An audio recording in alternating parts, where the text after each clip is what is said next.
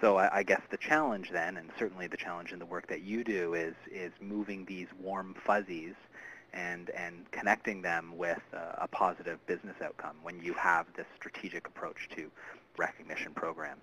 Very much. It's very much about alignment. It's alignment not only with the culture of the organization, so that it's consistent with the values and the way things are done, with the beliefs of an organization, and it must very much be aligned with the goals and objectives of the organization. In fact, if you're asking that question, I can state that when World at Work did their survey on trends of employee recognition, they noted that 46% of the organizations they surveyed had a written recognition strategy. Really? Only 46%. Now, from those 46%, what we can tell you is that 96% of them were actually had business objectives. They had alignment with business objectives. So the recognition strategies were aligned with the goals of the organization. And I think that's an organization that gets it.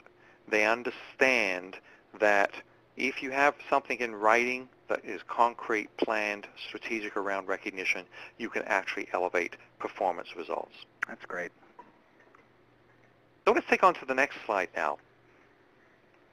What I wanted to show here, David, was that, if you looked at those various types of rewards and recognition, and you can see on the screen here, I would call more the rewards on the left-hand side, which fall under the tangible but perhaps low recognition impact. And then you have the recognition items such as appreciation, praise, and recognition on the right. Again, for the most part, intangible in nature, but notice very high on the recognition impact. So here it gets just a way of visualizing how rewards and recognition stack up against the concept of recognition.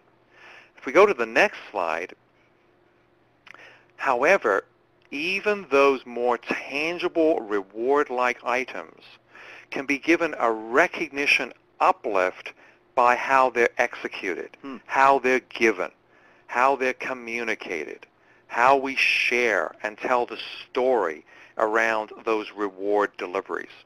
So I'm going to beg you for a great example of one of these theories in practice. You bet, you bet. I mean, in fact, I literally was just in our own corporate service awards ceremony just yesterday, and one of the things that we kind of added to the awards, which can be fairly static, it can be the mundane, go on the stage, receive, shake, grin, photo, off you go kind of thing, right? But what we did was we solicited from each of the managers ahead of time some kind of sentence or two, phrase, that would just describe the outstanding contribution that that individual has made to the company.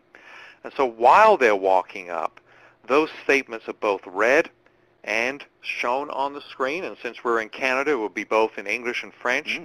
And all of a sudden, it's kind of the individual does no knowledge of what's going to be said about them. And in that in itself becomes a recognition uplift to an award, which, let's be right up front, David, they chose. They knew what gift they were getting. Right. And so in that sense, it's a very much, I knew what I was getting. It's very transactional. It's certainly very important to have all the celebratory events around it. But I think just simple actions like that, where the personal delivery and a statement about that individual kind of joins the dots behind their contribution and their years of service. That's a great example. Let's go to the next slide, please. You brought up the whole concept within the title, David, about earning discretionary effort, and I don't know, but maybe I can just turn the tables here and ask you a question. When we say the word earn, what are some of the first thoughts that come to mind when you hear the word earn? I think of money. I think of money and prizes and wealth. I think of wealth.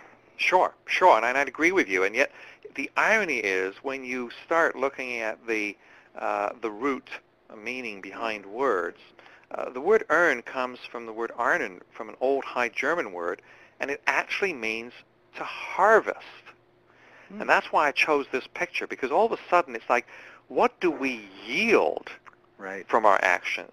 And when you think of harvesting, I think it implies an awful lot of work, because it means I had to have sown a seed quite a ways back. It means I've had to have watered and nurtured and weeded and just nourished this thing, certainly striving to create the right environment in order to be able to harvest. Mm-hmm. So now all of a sudden, when we're looking at these three words, earning, discretionary, effort, I'm starting to cause us to think that earning is a lot more effortful than just a monetary focus or a transaction. This is nurturing, this is harvesting, and then we will yield what it is we really want to gain.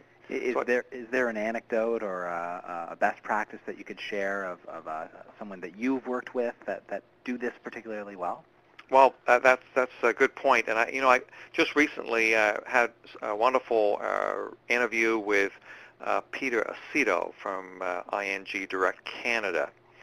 And when I think about how they're striving to earn the discretionary effort, this is a CEO who says that 50 to 60% of his time is spent in relationship building.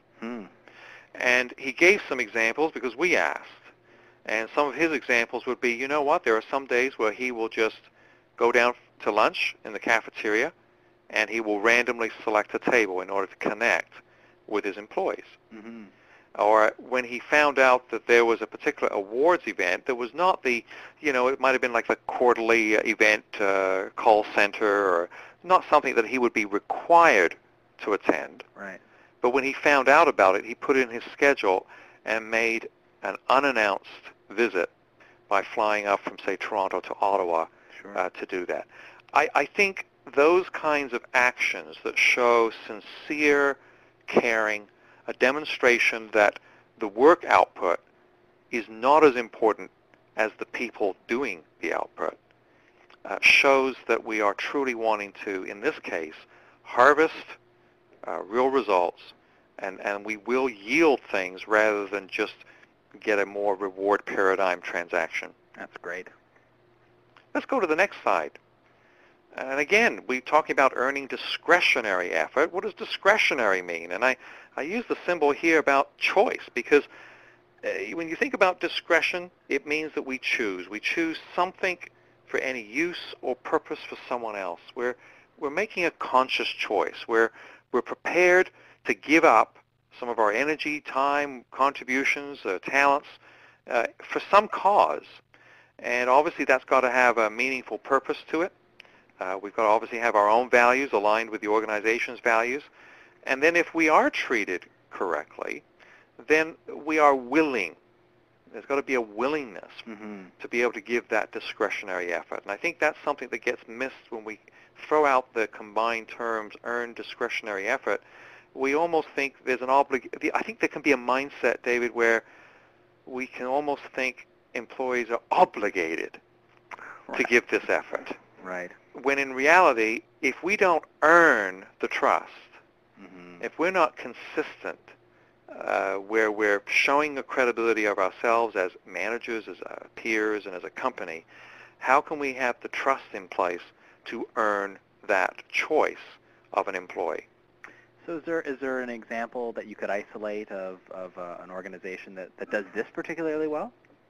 Well, when I think of choice, I think I can think of ways in which organizations have, for example, allowed people to choose even from the award or reward items rather than mandating what they get all the time. Sure. So allowing choice to be a factor there. I think when some companies that have set up, facilities whether it either be for child care or for, say, just exercising instead of having to have a gym. We all know that Google does a lot of those kinds of things, and where they have, I just saw a picture the other day where it's like a pod where people can sleep at a particular time. Wow. And literally, it's like a hooded, shaped pod where you literally go lie down, but now you can pull over this canopy and be closed off from the world. I think that's saying, you know what, we know you're going to contribute a certain amount of time to do these projects, but if you're going to put that kind of hard work and effort in it, you might get tired. Mm-hmm. And is there anything wrong about what sometimes our Spanish neighbors, Spanish-speaking neighbors, or might do when they have their siesta? Is there anything really wrong with that in the heat of the day? Sure. And the heat of the work, I think we need to allow choices like that. So needless to say, one size does not fit all when it comes to these programs. Absolutely. This is where the culture piece drives an awful lot Sure. behind the initiatives that we use for recognition. That's a great point.